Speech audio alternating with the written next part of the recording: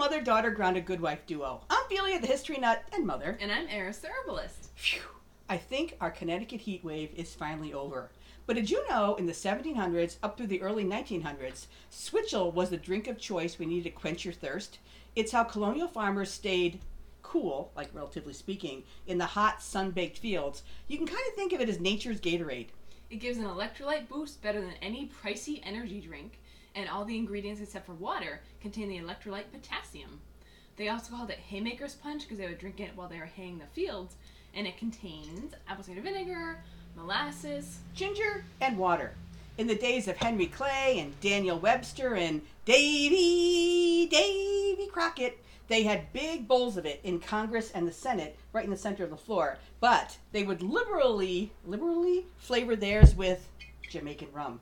If you'd like to make some, the recipe is in the caption. So stay cool and stay grounded.